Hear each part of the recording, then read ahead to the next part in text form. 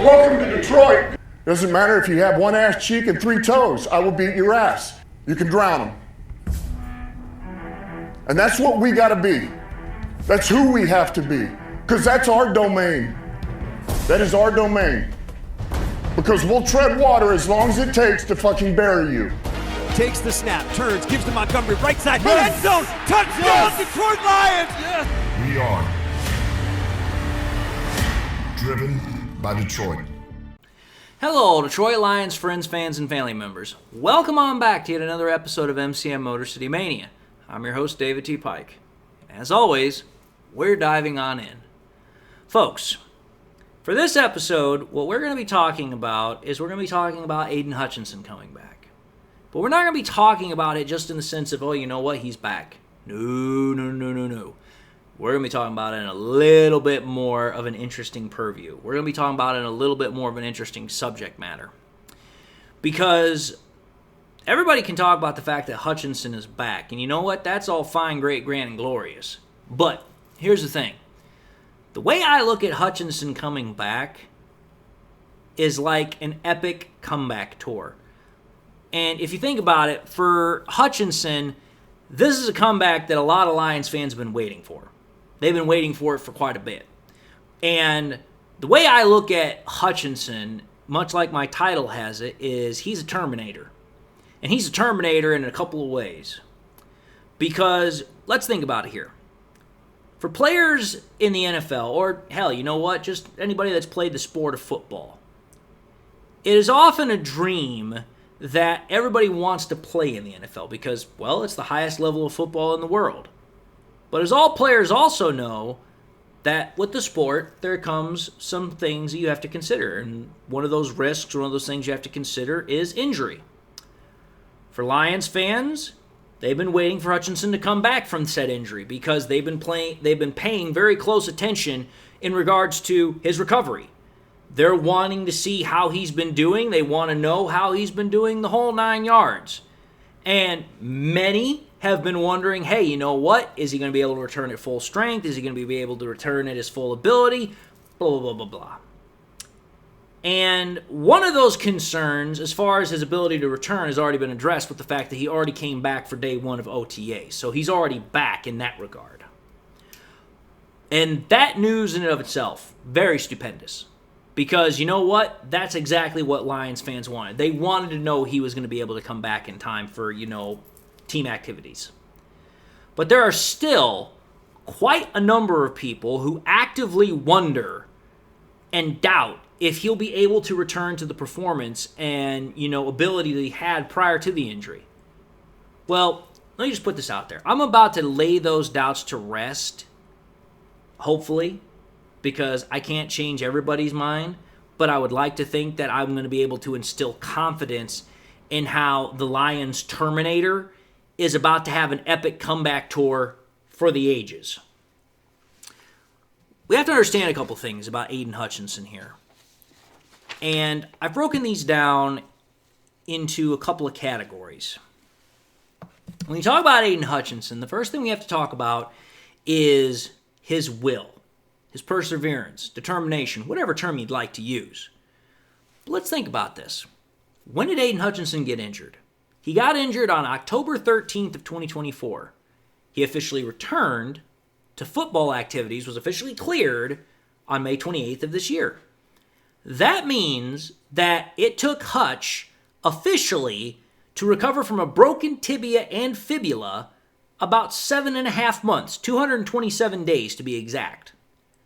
Let me put this out there for you, folks. The best case scenario for somebody that's coming back from both a broken tibia and fibula is a 4-month prognosis. The worst case scenario is about 12 months. So the fact that Hutch was able to return about halfway between that time frame and be able to return be able to return in time for OTAs and participate in them, and also in the subsequent training camp that's coming up, that speaks highly to his will and determination to push through and persevere over the difficulty of such a grievous injury. Because everyone wants to talk about, oh, it's just an injury, he'll come back. No. Let me tell you something right now. Injuries are more than just a taxing, sensation on the body. They're a mental taxation. They're a spiritual taxation. There are some guys that, injuries like that, they're like, nah, I can't do this. I can't come back from this because this is just this is more than what I bargained for. But Hutch came back through it. The translation here is that Hutch attacked his rehab much the same way he has attacked offenses on the NFL fields that he's played on, which is all out, balls to the damn wall effort. And let me put it to you this way. If Hutch attacked his recovery process, his rehab process, the same way he plays, to suddenly believe that Hutch is going to do anything but the exact same thing that he has always done would be simply foolish. He's again going to attack the competition much the same way he much the same way he always does, which is with every ounce of effort he has. And when he fully puts the pads on, I fully expect it's going to be the exact same thing. So think about this. Believing that he can't do something when he's already overcome a massive injury before, because remember, he was also injured in college back in 2020. He had a fractured ankle. To somehow think that he can't overcome this injury and return even better than what he was, you'd be a fool. You'd be an epic fool because he's already done it before. Which means if he's done it before, he can do it again. So that's part one. What about part two? Part two to Aidan Hutchinson is what I would like to call the excitement to return. I used to play football. I played football, high school, college a little bit, middle school. I played it just like most every other young man in the United States has at some point or another. But I can tell you this right now, for anybody that truly loves the sport, if ever you get injured, the very first thing that you're thinking about, the only thing you're thinking about, is your desire to get back to being able to play. And let me tell you something. That desire, it pushes you to heal as fast as possible. Well, think about it with Hutchinson. I just mentioned that he got done with his rehab in 7.5 months. For a guy that broke both his tibia and fibula, that's pretty damn fast. And I'm going to tell you this right now. I once got injured when I was playing football. All I ever thought about was getting back to playing. And I'll tell you this right now. The desire to get back to playing, that push, it is a maddening prospect for you. Because it's like, man, all you want to do is have your body heal as fast as possible. And it just drives you damn near insane waiting for your body to get back to to be able to play, to perform. Well, think about this. Hutch showed that he has the determination to get back and, be able to play as quickly as possible. And he fueled his desire to get back by, the fact that he got back in 7.5 months. And let me just point it out here for you. That desire to return, that excitement to return is something that we've already, like I said, seen before with Hutchinson. Again, had a fractured ankle in 2020, only played 3 games, was a season-ending injury, but yet the very next year, again, was ready to rock and roll. And think about this. Oh, that's right. In 2020, he didn't really do much of anything. But when he came back in 2021, guy was an absolute freaking wrecking ball. He was an absolute terror. Because think about this. In 2020, Hutchinson only had 13 combined tackles. No TFLs, no sacks. But in 2021, his senior year at Michigan, he had 55 combined tackles with 15 tackles for loss and 14 sacks. You want to know what that net gain percentage total is? That's 258.2% net gain total from his previous year. Now, yeah, I understand. He went from playing 3 games in 2020 to 14 games in 2021. But the point of the matter is that the sheer amount of production that he was able to put on the field from one year to the next after coming off of a grievous fractured ankle injury, That speaks volumes. Because think about it. For some guys, when they come back, yeah, you know what? Maybe they don't have the same, hitch in their giddy up. Maybe they're a little bit slower. Maybe they're not as, willing to go all out. But yet Hutch came back the very next year and was so impressive that he was able to average a tackle for loss and a sack per game. 15 tackles for loss, 14 sacks over 14 games. That's averaging at least one per game. That's not just simply, impressive. That's damn mind-blowing. For him to come back from an injury like that and just perform on that kind of a level, absolutely just, out of this world. Inhuman almost. Only reason I can't say it's inhuman is because, well, Hutch did it, and he's definitely human. And think about it. That ability to perform, coming back from that injury, is so impressive because you have to think about edge rushers. Edge rushers are constantly coming off the edge, hence the name. Well, doing so means you have to have extreme ankle flexibility, knee flexibility, hip flexibility, and also flexion for all three of those categories. And he comes back with a fractured ankle the previous year and absolutely just completely destroys, buries the competition. Because Hutch was so dominant and so unstoppable in 2021 that not only his production shot up through the damn roof, but the recognition and the status that he gained was unparalleled. Think about this, folks. In 2021, Hutch won the Ted Hendricks Award, given to the best college defensive end. Won the Lombardi Award, which is given to the player which best embodies the value and spirit of Vince Lombardi. Won the La Impact Trophy, which is given to the best defensive player that not only has the athletic ability, but personal character that resides within that trophy. Also won the Chicago Tribune Silver Trophy, which is given to the best player in the Big Ten Conference. And was also a finalist for the Heisman Trophy. Was the only defensive player among three quarterbacks to be a finalist for that award that year. Only defensive player. Whereas the other ones were quarterbacks. So think about that. He quite literally, pretty much set the NCAA on fire in 2021. To get that much recognition, that much status gained after having a fractured ankle in which he only played 3 games the previous season, that's just absolutely, unbelievable.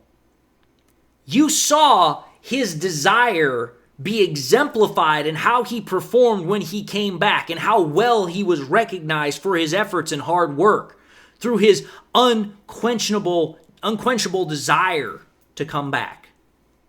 So that's point number 2,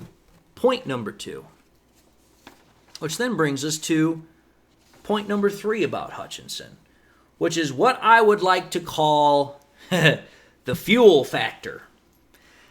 I'm going to say this right now. If there is one thing that edge rushers use to their absolute distinct advantage, it is intimidation. Think about it. Edge rushers are intimidating people. And when you take a look at Aidan Hutchinson, 6'6", almost 6'7", at 270 pounds, just his sheer size alone is an intimidation factor. And that intimidation, it bleeds directly into another emotion, fear. Fear is an emotion that is instantly palpable for edge rushers. And those like Hutch, they can sense it like a freaking shark smells blood and water. They can sense it like that. And fear is something that Hutch lives on opposite of himself on a defensive line. Because think about it. The tackles that face him, they know exactly what's coming for them. They know that they're going to have their hands full with him all damn day, and they're likely going to get embarrassed. And obviously, they don't want to get embarrassed. They're afraid of getting embarrassed, and potentially on a grand scale. That fear is something that not only is going to, but has been a fuel for Hutch over the years. Knowing that the opponents he goes up against, they're afraid to face him. But now there's another fuel that Hutch has. It's a secondary fuel that's kind of like nitro to his never-stopping motor. And that fuel is doubt. It's an additive. Now, it's not doubt in himself. I guarantee you this, Hutch has no doubt within himself. Any player that gets to the NFL does not have doubt, really. No, rather, the doubt that I'm referring to is those who think he can't or won't be the same player after coming back from this injury. The doubt that people have is going to not only add more fuel to his fire and add nitro to an already running hot engine, but it's going to sustain him in a way that fear really can't. Fear is one of those great fuels that an edge rusher will use, but doubt, that's just like adding, gasoline on a forest fire. Because that doubt that people have that he somehow can't overcome the injury he sustained and that he's going to be a shell of his former self. Think about this, folks. We were all teenagers once, and we all have known teenage rebellion. Ever had a parent tell you, I don't think you can do that? And what does it do? It instantly lights a fire within you to prove the person wrong. Because you're like, ain't nobody going to tell me what I can or cannot do. Well, that doubt, it fuels a man and it fans the flame to prove all the doubters wrong. Imagine when it's not just one person that's telling you this, but it's hundreds, if not thousands of people that are telling you this. I can guarantee you this, that Hutch, his natural response, without saying the actual words, but letting his actions doing the talking, is to pretty much give them proverbial birds and say, screw you. Because I can guarantee you, he is going to make every effort, especially to prove them wrong in the absolutely best way possible. Just make it epically embarrassing for people who think, oh, you know what? Hutch is probably not going to be the same person again. Trust me. I guarantee you this. If there's one thing we learned from when he came back from his injury in 2020, doubting him, all it does is just makes him that much more lethal of a player, that much more dominant.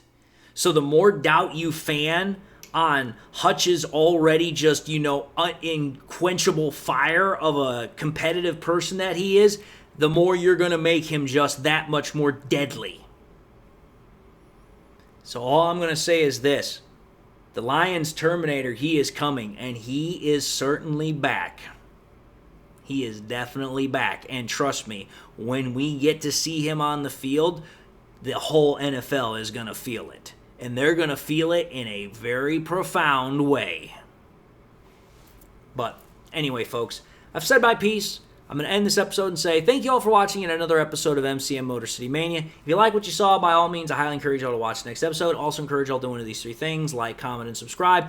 If by chance you subscribed in the past and forgot to do so at the time, I want to highly encourage y'all, please, make sure you hit that bell notification icon so you guys never miss any more content that I push out. Also want to encourage y'all to share the content, share here on YouTube, share it on Twitter, share it on Facebook, share it anywhere and everywhere you possibly can.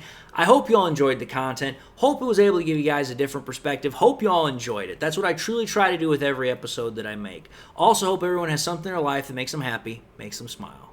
God bless, my friends. And until the next time we meet, I'll see you all in the next episode.